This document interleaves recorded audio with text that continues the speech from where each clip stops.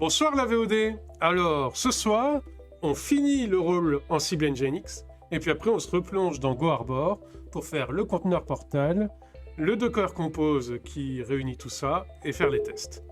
Alors, sans plus attendre, hop. Donc, je répète ce que je viens de dire, encore du rôle en cible Nginx, on espère finir, normalement on devrait y arriver. Et ensuite, donc on a un peu galéré avec les variables perles. J'ai encore un truc à vérifier pour voir si ça va bien. On finit les tests inspec avec un patch à merger. Alors j'espère que les reviewers accepteront mon merge pendant le stream, sinon ça attendra. Et on fera la suite sans cette série de tests. Et une fois que ça sera accepté, je la mettrai. Et puis après, donc on se replonge dans Go Arbor. Voilà. Donc, là, vous voyez des suites de tests comme celle-là, là, qui passent bien.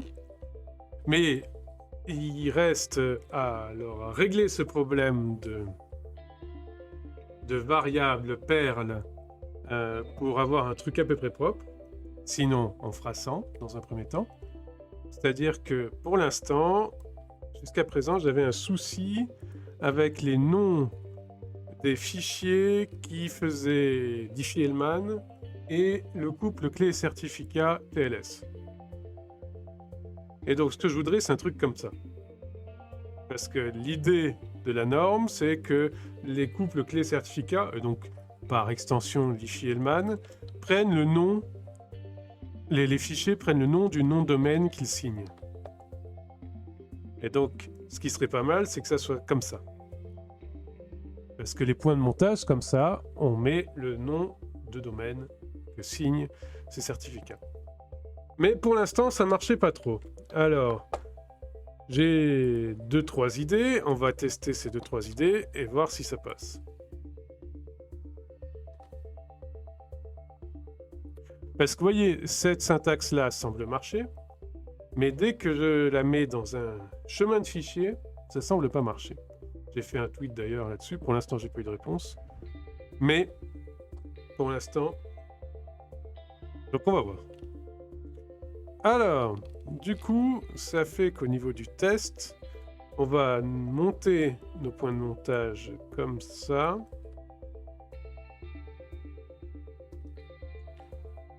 Voilà. Et voir ce que ça donne. Voilà. Et on est reparti.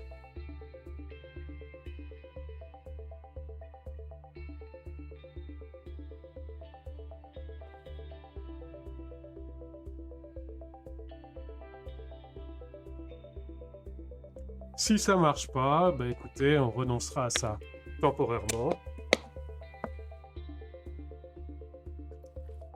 Et je réfléchirai à un moyen de le faire mieux pour une prochaine version de ce rôle.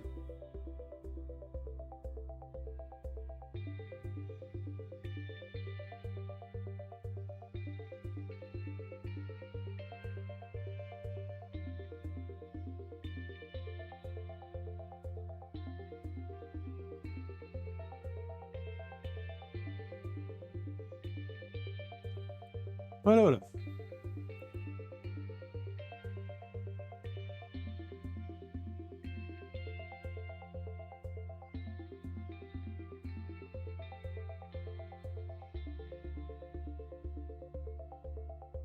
Donc là, on attend patiemment que le CI se fasse et qu'on arrive au test.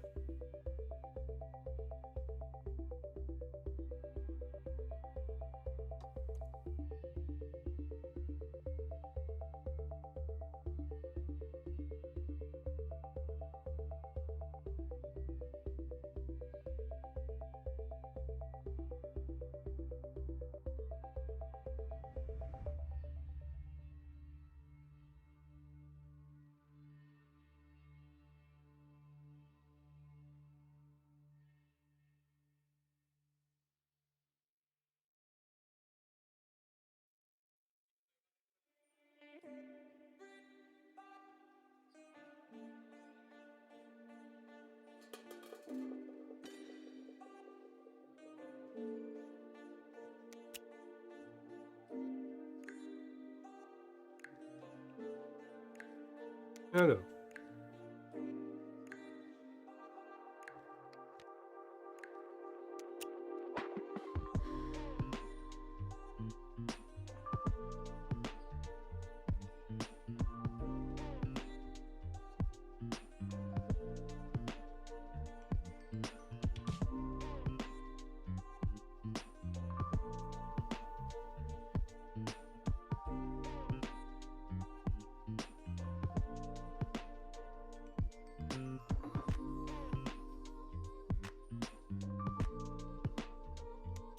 Allez, allez.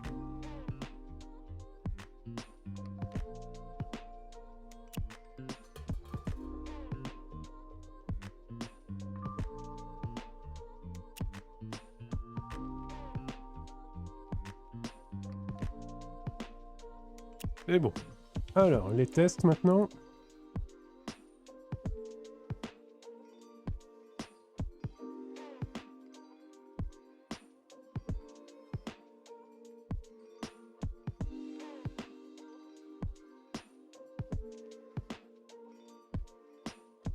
Donc le gros Diffie-Hellman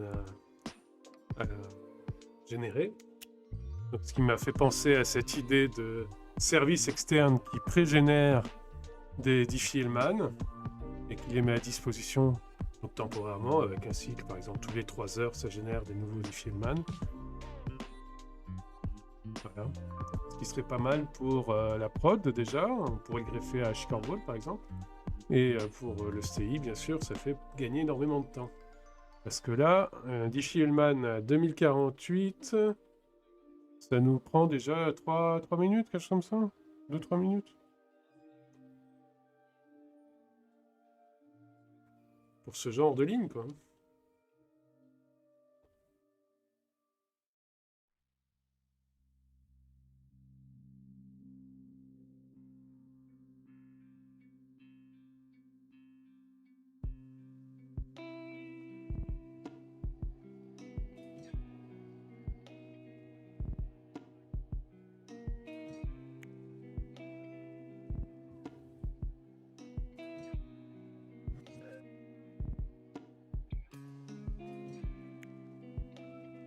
Alors.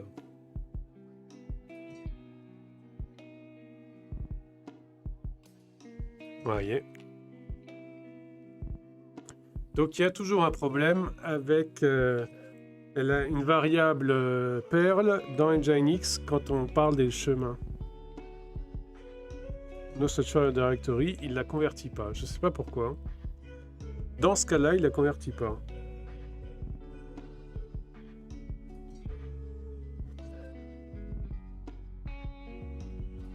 C'est une bonne question.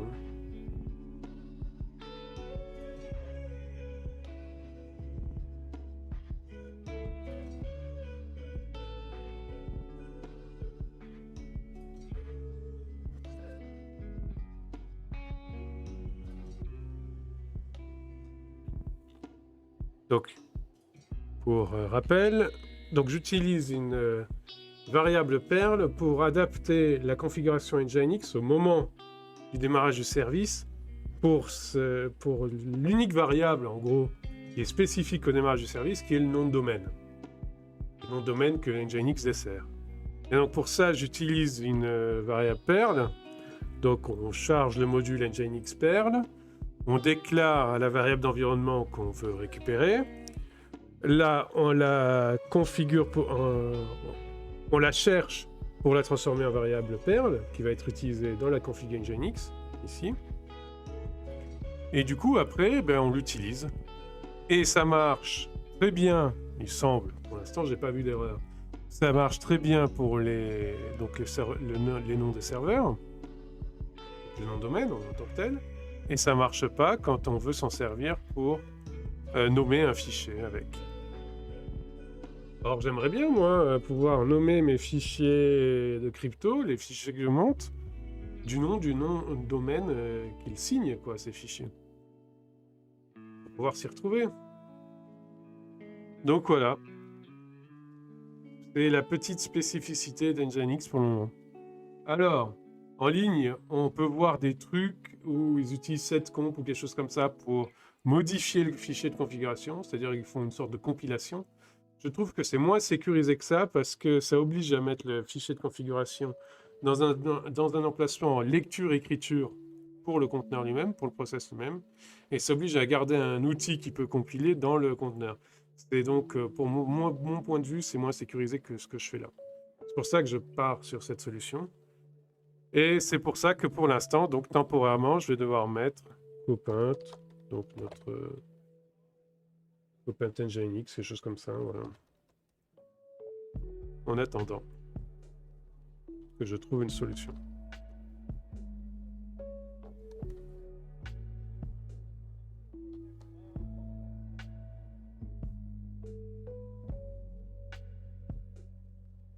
Voilà.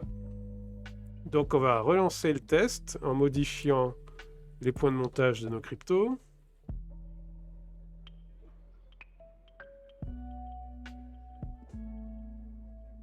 Donc, ici, ici et ici. Là, ça devrait passer. Pour l'instant, ma contribution au code DevSec hardening n'a pas encore été vérifiée. Donc la suite de tests à laquelle elle correspond, je ne pourrais pas la mettre dans un premier temps. Mais c'est pas grave. Donc c'est, pour rappel, c'est cette push request là.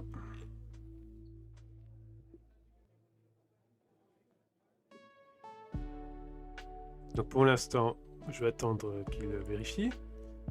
Et donc on va faire notre suite de test 100. Et puis après, on va utiliser donc notre rôle en cible Nginx tout neuf dans le conteneur GoHarbor. Dans le conteneur portal de GoHarbor. Alors, comment ça tourne là?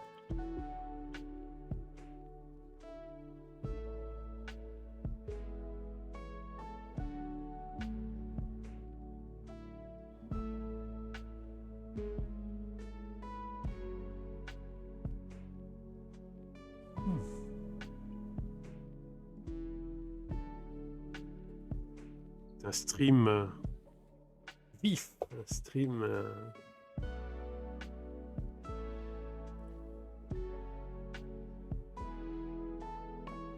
dynamique. Voilà, je cherchais le mot. Incroyable.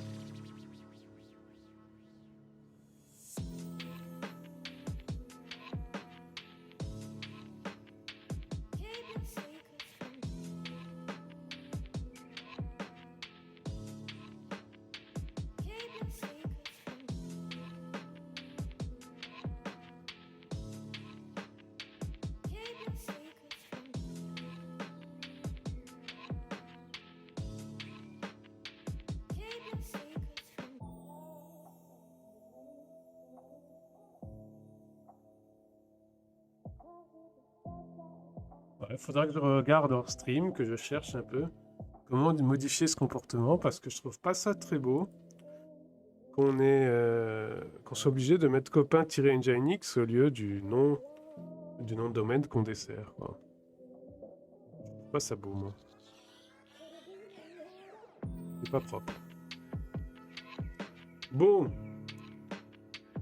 Ah là, c'était rapide, le dit Shellman. Donc là, tout se passe bien. Donc User Directive, c'est pour la rétrocompatibilité. Et SSL Tapling, c'est normal. C'est une autorité certification générée à la volée pour le test. Donc c'est normal. Alors, là, c'est passé.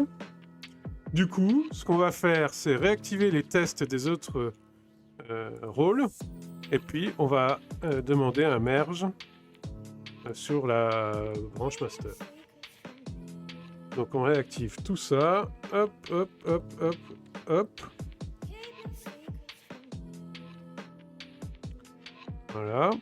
Donc là, normalement, on va laisser passer. Et quand ça sera passé, on espère merger.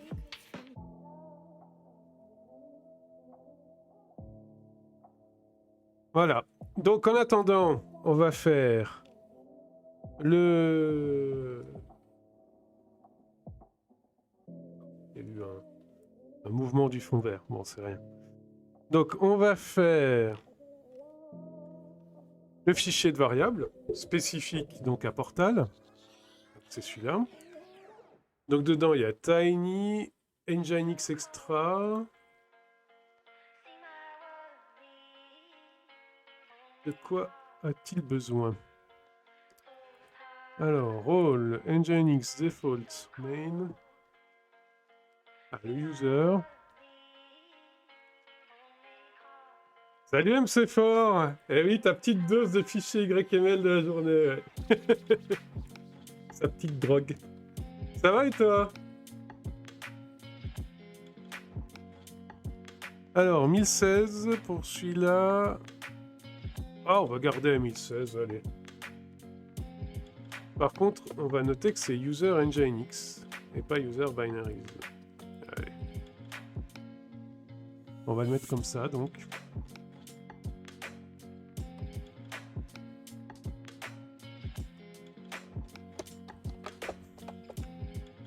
J'ai quand même envie de le mettre à 1017, histoire de bien séparer le user qui fera tourner le front-end, donc qui est accessible par l'utilisateur final, du user éventuel des systèmes qui sont derrière. Voilà. 1017, comme ça, il n'y a pas de conflit. Donc ensuite, qu'est-ce qu'il nous faut? Tout le reste, on peut le garder par défaut, je pense. Hein. Nginx Default Root, oui, c'est celui qu'on va utiliser, donc c'est bon. Donc je pense que le reste, on peut le garder par défaut. Donc on est bon là-dessus. Le package binaries, il sert à rien. Lui, c'est juste package nginx que je vais remplacer plutôt. Donc je vais mettre package nginx ici. Voilà. Nginx. C'est un binaries project pour pouvoir monter l'entrée point. Mais en dehors de ça, c'est un rôle nginx. Donc rôle delegate to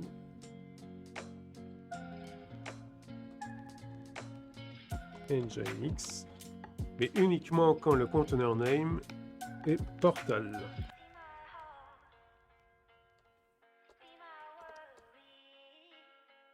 Voilà. Et donc dans le cas de portal, on crée le répertoire SRV qui va charger le code HTML que Nginx va nous servir.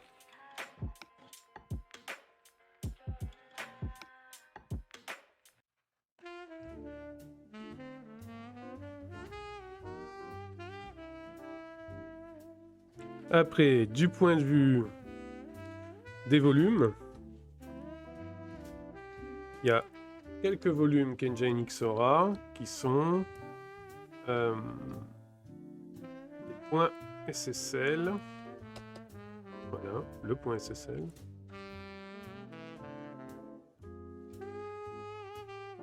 On va mettre en user Nginx.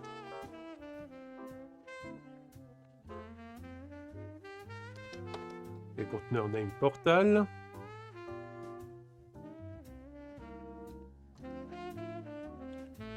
Et les autres, normalement, ils devraient avoir aussi un point SSL en point de montage. Pour l'instant, on s'en est pas encore occupé.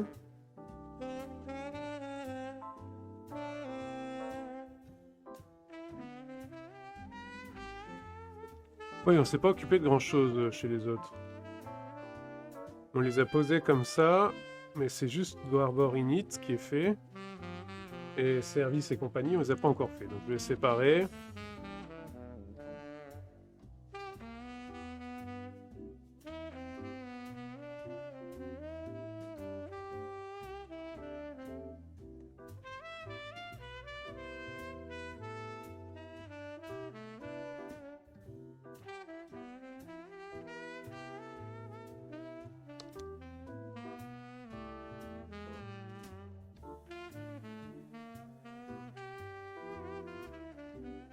D'accord. Donc, Job Service, il n'a besoin que de points de montage GoHarbor Job Service. Ils ont quand même besoin d'un SSL tous. Hein. Donc, je vais faire ce point de montage là aussi. Donc c'est...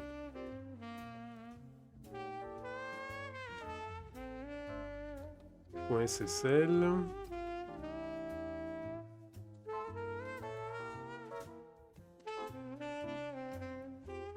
SSL, voilà.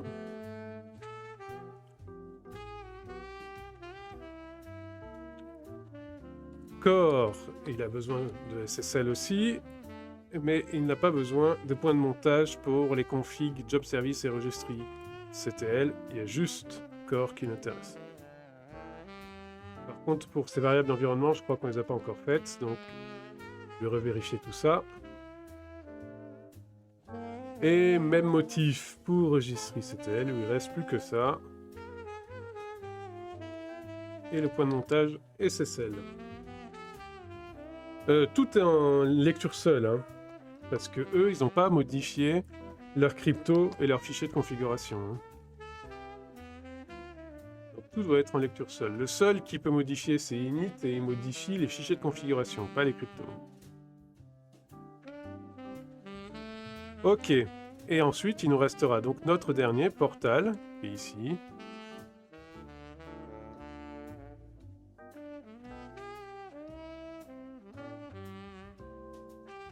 Lui, pareil, les variables d'environnement, on va voir. SSL. Et il n'a pas besoin de fichier de config parce qu'on peut gérer juste avec une variable d'environnement la modif qu'il faut. Donc du coup, le volume qui représente le répertoire .ssl, on va le monter pour tous et pas uniquement pour Portal. Parce qu'ils en ont tous besoin. Donc on va le monter en général ici. Et on va effacer l'étape spécifique à Portal. Voilà.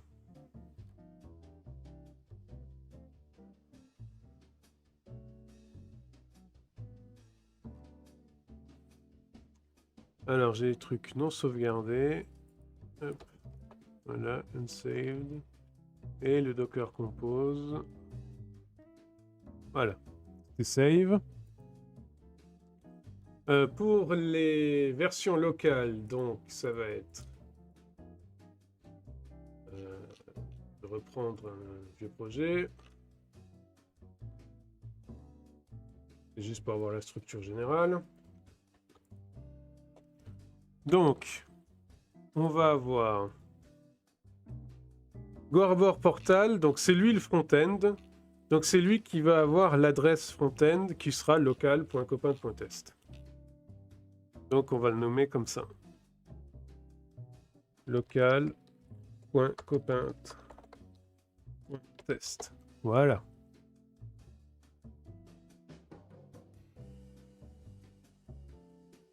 Qui va aller là. Hop.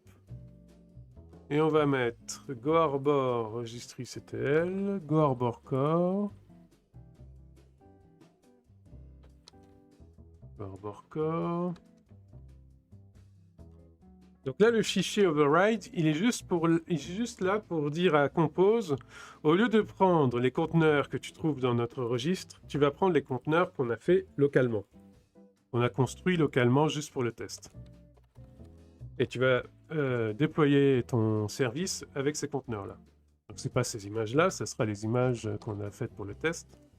Là, elles servent juste de placeholder. Et GoArbor init. Donc registry init, Redis et Postgre, eux, on les téléchargera à chaque fois parce que c'est pas leur projet. Là, c'est le projet GoArbor.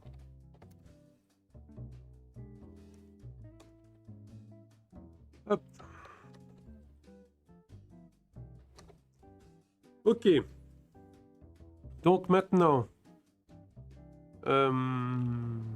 donc test Cucumber, voilà. Donc ici, on a les beaux noms locaux. Non, c'est dans les builds, mais on verra. Déjà, je vais mettre GoArbor Portal qu'il faut charger maintenant. Et juste en dessous, Docker en load. GoArbor Portal. Et ici, j'ai pas fait les modifs.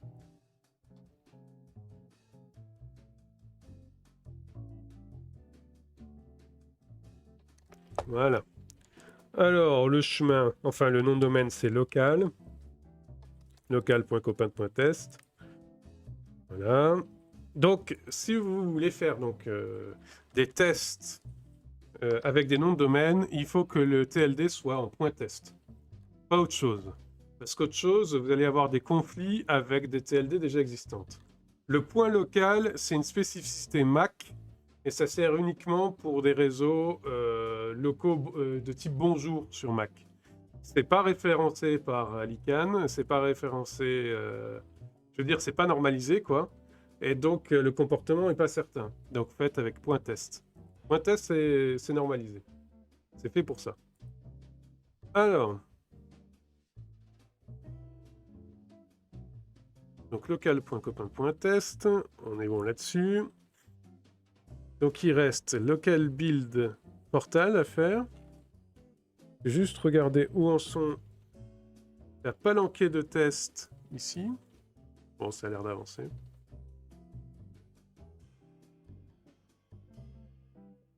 Donc il me reste build portal à faire. Ok. Ok.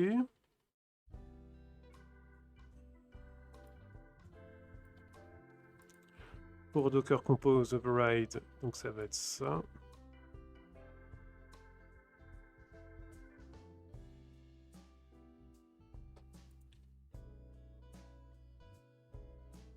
Voilà. Top service.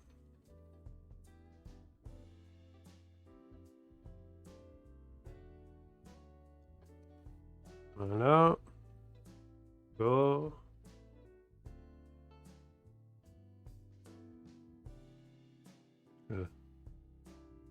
Celui-là, hop. Et init.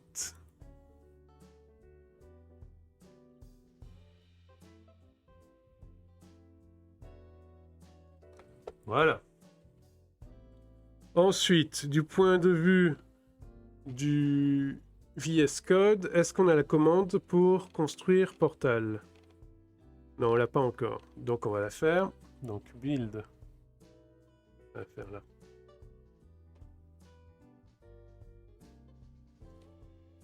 Build Portal.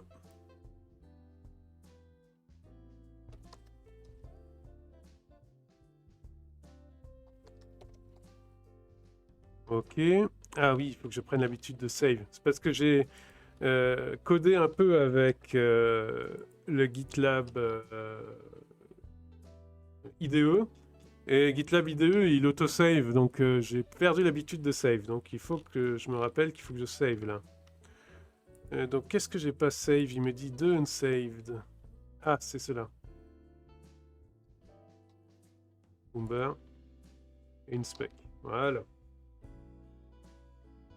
Je peux mettre un autosave sur VS Code? Bah écoute, je regarderai, ouais. Je vais pas faire les réglages maintenant, je les ferai demain. Je vais noter.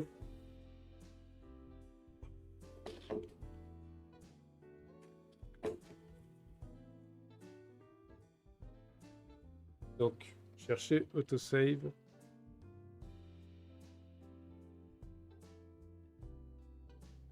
Sur VS Code.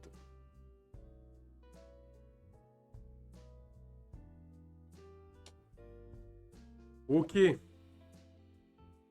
C'est dans le menu file. Ok, je regarderai. Donc là, on va faire le local build portal pour déclencher notre construction de conteneur.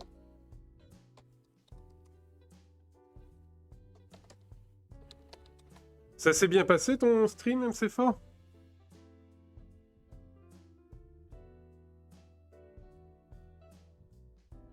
Alors.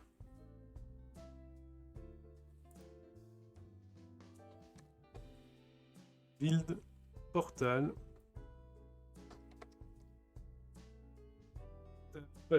C'est quoi? C'est quand la dernière fois que tu as streamé? C'était la semaine dernière? Ou tu as streamé ce week-end et j'ai pas vu? Portal. Je stream normalement le mardi soir, mais là, 4G à cause de travaux qui ont coupé la fibre. Bah écoute, tu sais, moi je suis sur 4G. Hein. J'ai une box 4G, donc on peut y arriver avec la 4G. C'est sûr que c'est pas la même chose que la fibre. Build portal. Ok, Docker Compose.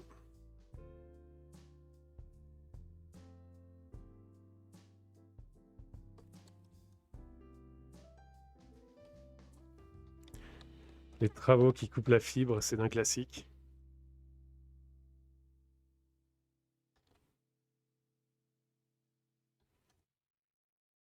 Alors, build, portal. Voilà, je pense que c'est bon.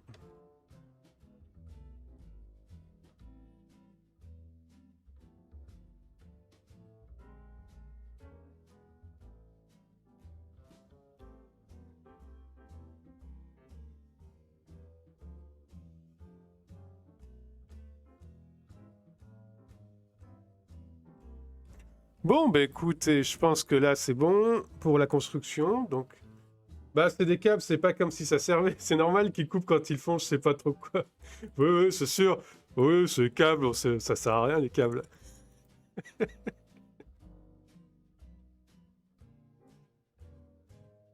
Aïe aïe aïe.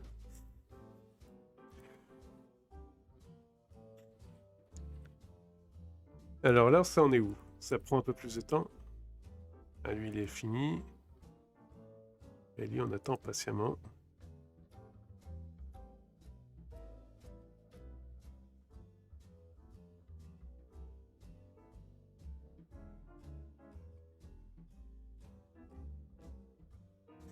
Alors j'espère que mon bot qui fait des artefacts, qui fait des releases, va faire ça correctement. Parce que je sais pas pourquoi, en début d'après-midi, il m'a fait la jolie surprise de considérer que un commit qui avait un fit devant n'avait aucun intérêt à être une release. Donc c'est sympa. Donc j'espère que là, il va pas me faire le coup. Il va considérer ça comme une release.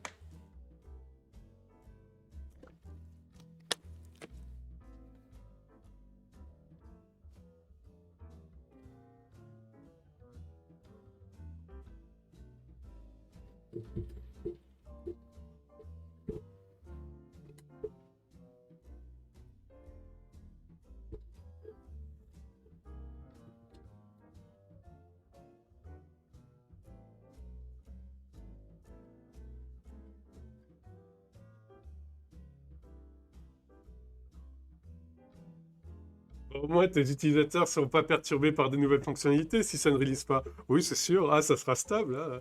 Les failles de sécurité potentielles aussi, elles seront stables. Hein. C'est bien.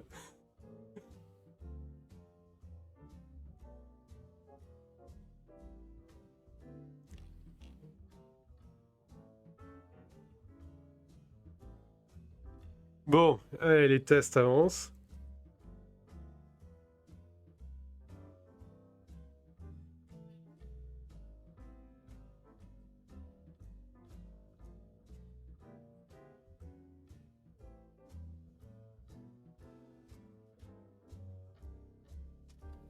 Tu préfères pas un ennemi, faille connue, qu'une inconnue? Ah, attends. J'essayais de comprendre ta phrase, MC Fort. Tu préfères pas un ennemi connu qu'un inconnu? Ah oui! Ah oui, oui, je comprends. Ouais, mais je préfère avoir les moyens de la fermer, la faille, quand je la connais, tu vois. Je vais pas garder une faille que je connais juste pour me rassurer parce que je la connais, hein.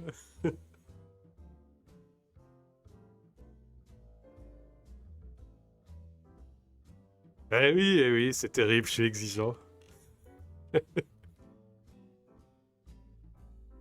Alors voilà mon produit, il est tout troué, mais je connais les failles, hein. J'ai bien référencé les failles.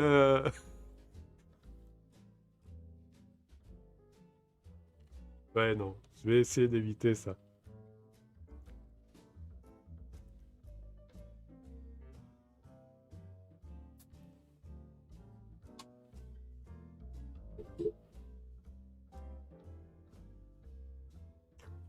Bah allez, les tests, on avance.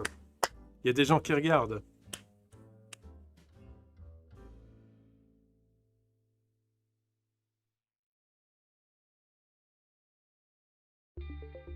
Bon là, c'est quand même Ansible Environment, c'est de loin celui qui a le plus de suites de tests. Parce qu'en fait, c'est une collection Ansible qui donc configure nos environnements de base. Donc il y en a un, c'est Linux qui a donc 3 suites de tests, qui est là pour renforcer l'environnement Linux lui-même, et qui a une option pour mettre un serveur SSH, sécurisé forcément. On a Node.js pour faire un environnement Node.js, sécurisé. Python pour un environnement Python sécurisé. C'est-à-dire que c'est des environnements prêts pour la prod, normalement. L'objectif final, c'est par exemple, il n'y ait aucun outil de compilation. Que ces environnements n'acceptent que des artefacts précompilés, signés, etc. Alors, signer, quand par exemple, on veut faire un environnement Ruby, c'est compliqué parce que les packages signés en Ruby, ça n'existe pas. Il y a une API de signature dans Ruby, mais comme elle n'est pas généralisée et qu'elle change tous les 4 matins, personne l'utilise. Donc bon.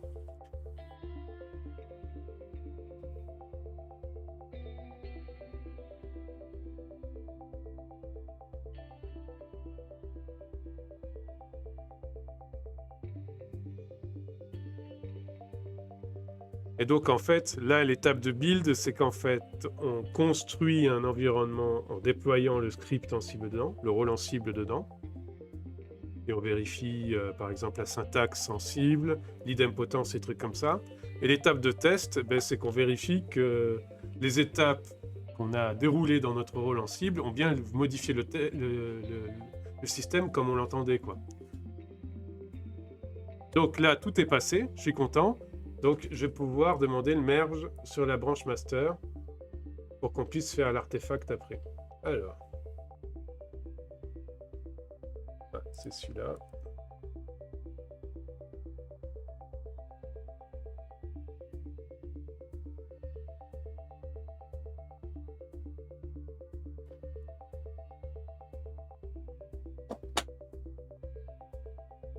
Ah, bon, c'est rien.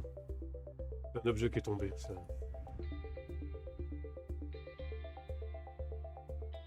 Alors. Ah, vous avez vu ce qu'il a fait? Ah, c'est terrible. Ça me saoule chez GitLab. Il a pris un nom de commit qui a rien à voir. Regardez, le nom que j'ai donné à mon merge, c'est fit nginx enroll for containers. Je demande le merge et regardez le nom qu'il me donne. Ça, il me le fait, mais c'est hyper instable. Il me le fait une fois sur 2 ou une fois sur 3. Et ça me saoule. Parce que ça dégueulasse mon commit tree. Ça dégueulasse mon historique de commit. Bon, ouais, j'ai modifié un petit truc. Histoire de redéclencher un...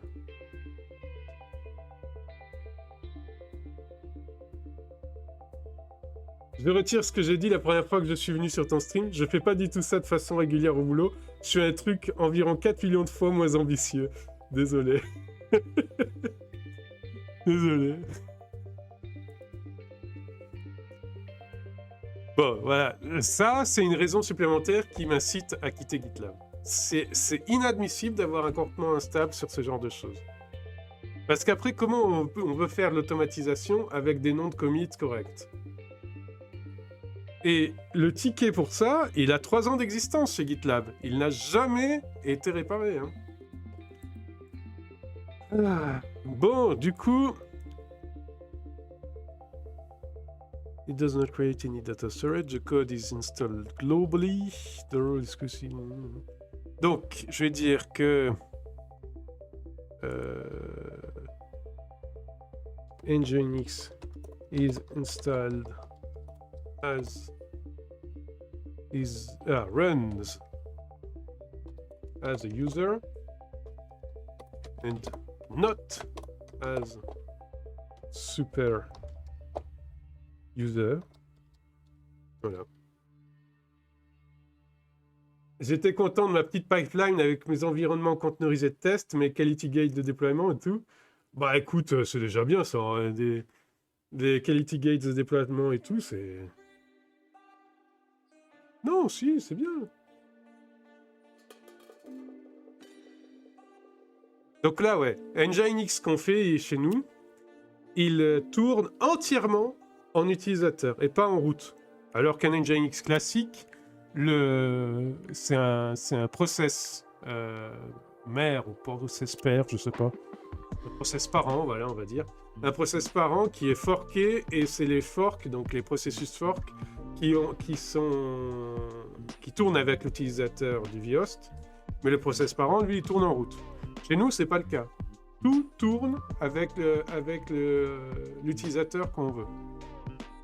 Donc en l'occurrence, là, c'est www-data. Donc ça renforce la sécurité du truc. Et c'est plutôt pas mal si, par exemple, GitLab ne me fait pas des historiques dégueulasses. Ça me fait penser que le jour où j'aurai une forge logicielle qui aura atteint une forme stable, je vais tout squasher. Je me pose la question de tout squasher et pour refaire un historique Git propre. Le problème, faudrait peut-être plutôt que je refactorise dans des repos à côté, parce que du coup on perd l'historique. C'est-à-dire on ne sait pas à quel moment on a fait quelle feature et tout ça. Mais je voudrais un historique, un Git propre, moi. Nickel. Bon, c'est des divagations. C'est pas le sujet.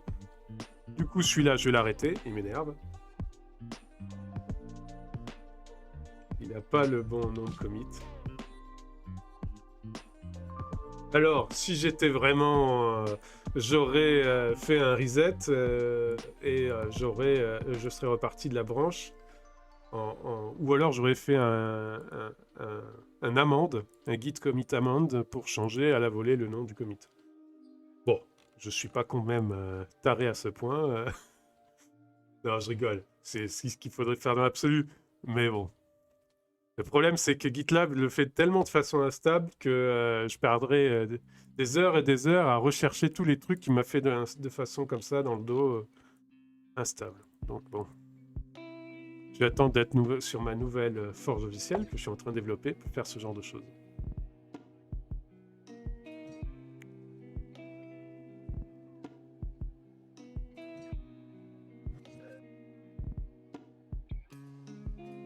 Mais MC4, tu utilises GitLab toi aussi, non? Ou Jenkins, ou... pour ta petite pipeline, comme tu dis.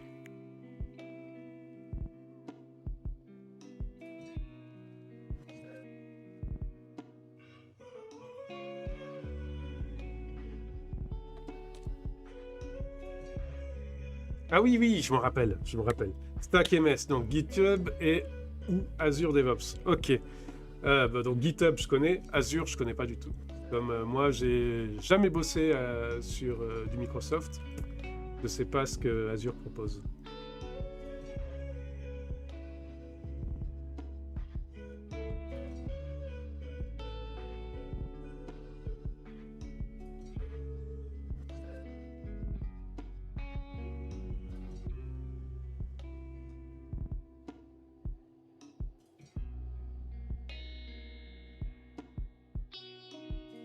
Mais ton type de stack, c'est quoi? Tu fais de la containerisation ou tu es plutôt au niveau applicatif?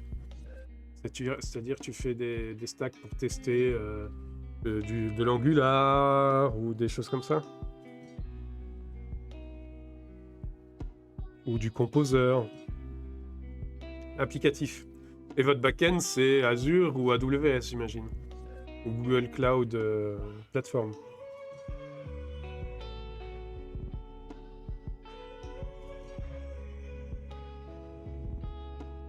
Azure AWS, ouais.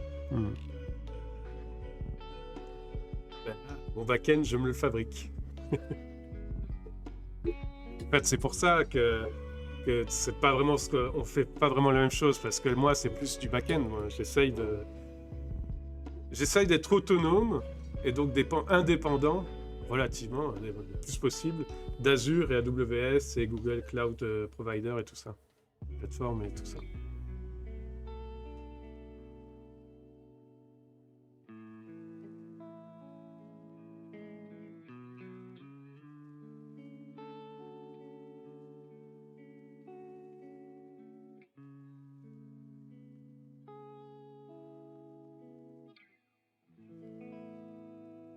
Ouais, vous cherchiez des environnements PaaS. Ouais.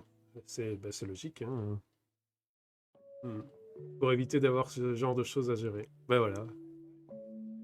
Donc moi, c'est d'abord IaaS, et puis après, au fur et à mesure, on mettra PaaS, SaaS, petit à petit, quoi.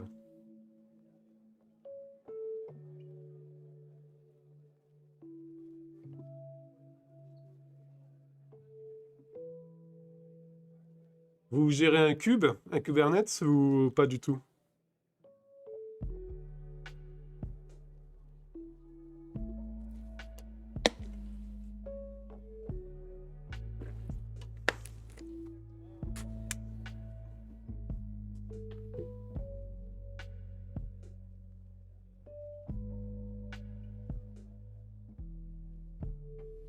Vous déployez sur un cube mutualisé?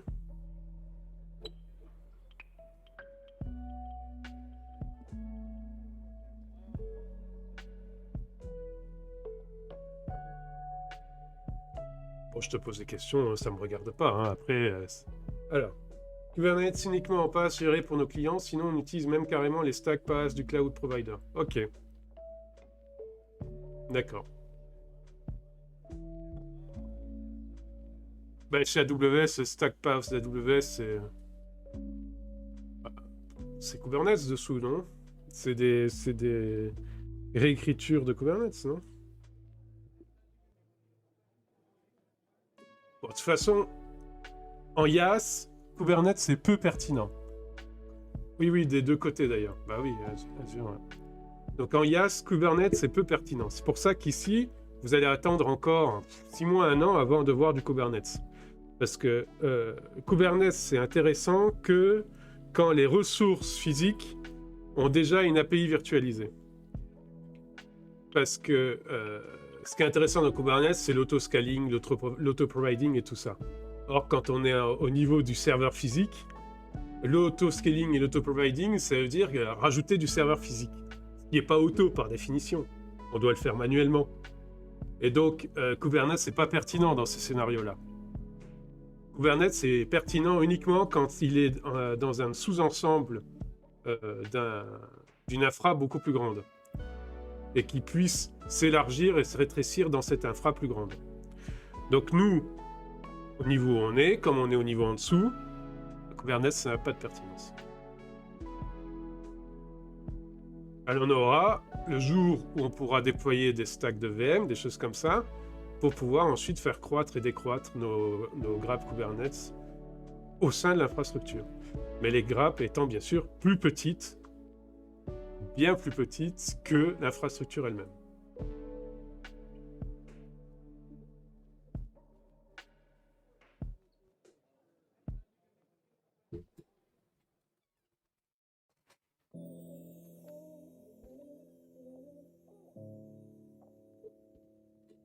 Donc voilà, ça c'est pour les aficionados de Kubernetes. En fait, Kubernetes c'est bien, mais il faut d'abord avoir les ressources physiques qui aient des API virtuelles, qui soient virtualisées déjà, virtualisables. Si vous pouvez pas, si vous êtes sur du hardware, quoi, du barebone, Kubernetes, c'est beaucoup moins pertinent.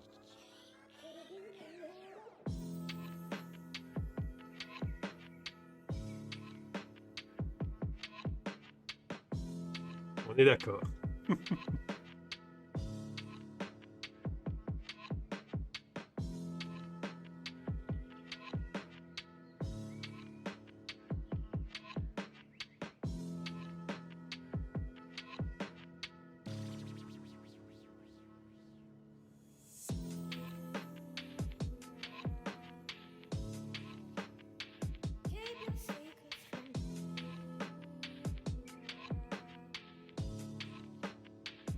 C'est surtout pour mes collègues de DevOps qui font des streams et des vidéos YouTube, qui parlent constamment de Kubernetes et tout. Dans le milieu, le Kubernetes, ça le vent en poupe. Mais si on parle de Kubernetes, rapidement, on est obligé de rattacher ça à AWS, Azure ou Google Cloud Platform et on perd donc en autonomie, quoi.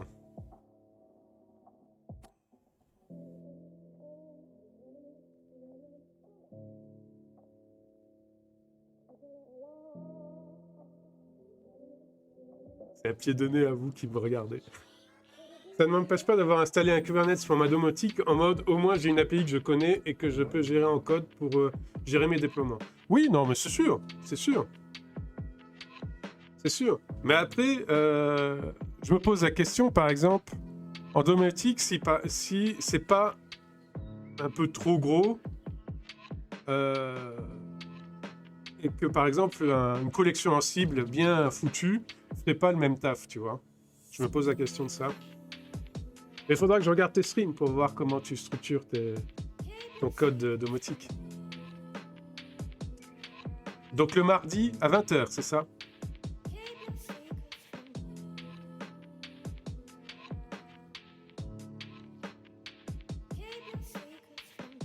Mardi 20h30. Très bien. Écoute, si on arrive à chevaucher l'un l'autre, je te fais un raid.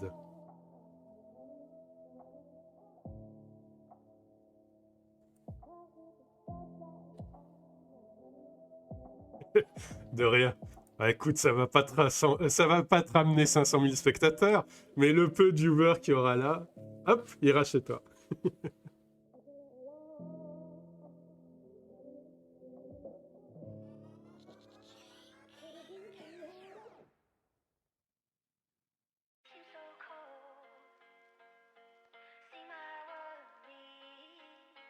Au vu du nombre habituel, pas compliqué de doubler. Ah, il faut bien commencer quelque part. Hein.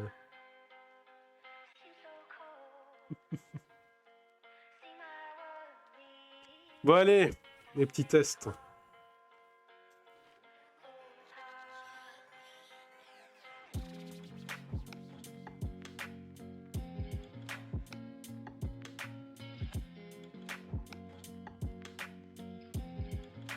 Donc, pour récapituler, après que j'aurai fini Go Arbor, l'étape d'après, c'est de stabiliser les 4 projets qui sont donc Gitty, Concours CI, HashiCorp Vault et Go Arbor pour les standardiser entre eux. Parce que ma façon de coder a déjà évolué depuis août, par exemple. Gitty date d'août. Et entre les deux, j'ai modifié beaucoup de façons de faire et tout ça. Donc, j'ai essayé de tout mettre à jour. Stabiliser parce qu'il y a eu des mises à jour qui ne sont pas forcément bien passées. Sur Gitty notamment. Et l'étape d'après, c'est de faire les collections en cible pour déployer tous ces conteneurs sur du multi-host, quoi.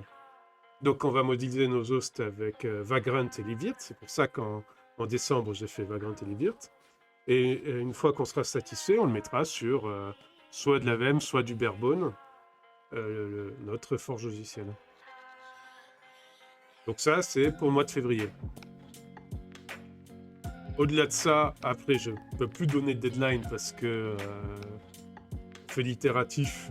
Et donc, donner deadline à plus d'un mois, c'est compliqué. Donc, au-delà de ça, l'étape d'après, c'est de coder les bouts de code manquants pour que tout communique bien ensemble. Donc, je pense que je vais partir sur du Go. Je connais rien en Go, j'ai jamais codé en Go, donc je vais apprendre. en stream. Vous verrez ma belle learning curve, ma belle courbe d'apprentissage. Alors j'ai 2-3 notions de comment faire un software correctement, de comment coder correctement.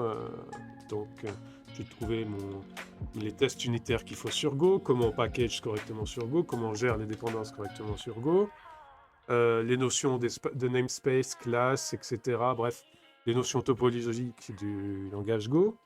Et puis je vais me lancer, quoi. Je ferai de l'UML pour déterminer donc la structure topologique.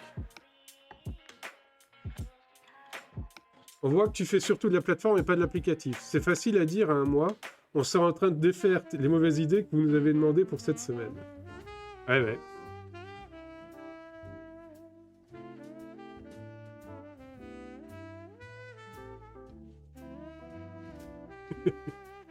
Ouais. C'est la méthode agile. C'est itératif, mais des fois, c'est pas forcément dans le bon sens.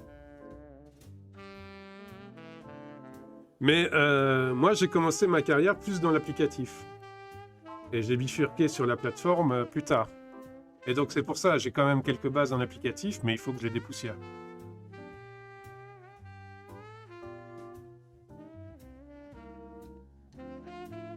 Bon, je suis jeune, hein, je suis pas une vieille croûte, hein, elles ont pas 20 ans, mes bases. Mais elles approchent tranquillou des 10 ans. 8 ans.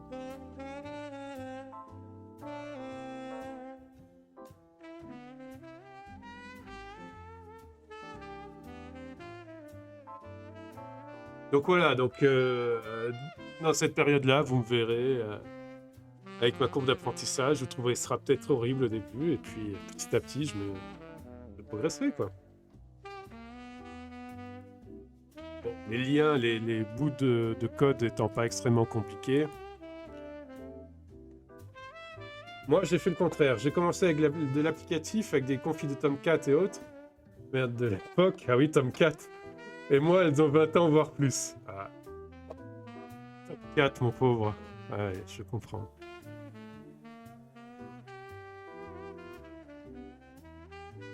Oui, la plateforme, oui. T'as commencé avec de la plateforme, Tomcat, ouais. Tomcat. C'est terrible. Donc le bon vieux MySQL pré-rachat d'Oracle, des choses comme ça, quoi.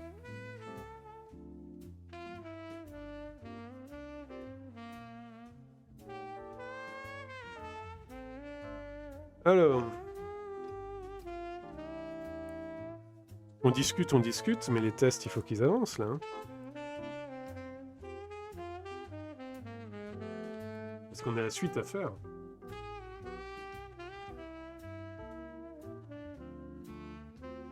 Ah ouais. Pire, faire tourner Tomcat dans... Ah, je me rappelle même plus le nom. IIS, c'était l'acronyme de quoi, déjà? C'est ce vieux Microsoft, là. Client full Microsoft à l'époque, ouais. Microsoft Server, quoi, IIS. Ah ouais.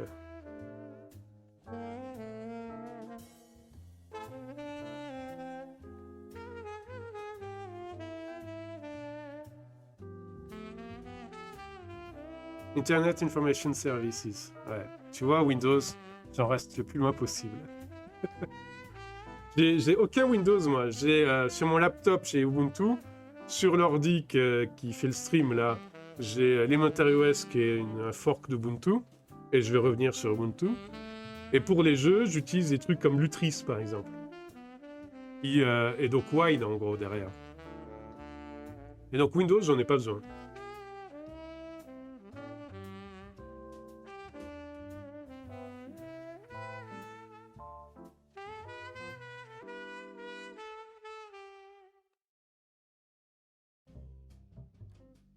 Alors...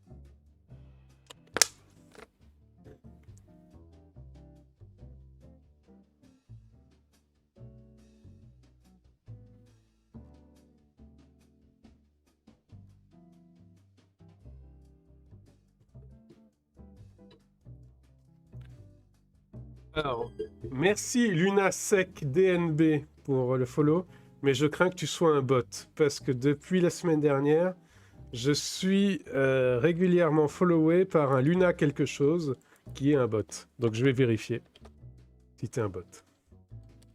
Si t'es pas un bot, désolé d'avance et merci pour le follow. Si t'es un bot, bah écoute, t'auras rien de moi, donc... Eh ben t'es un bot. Allez.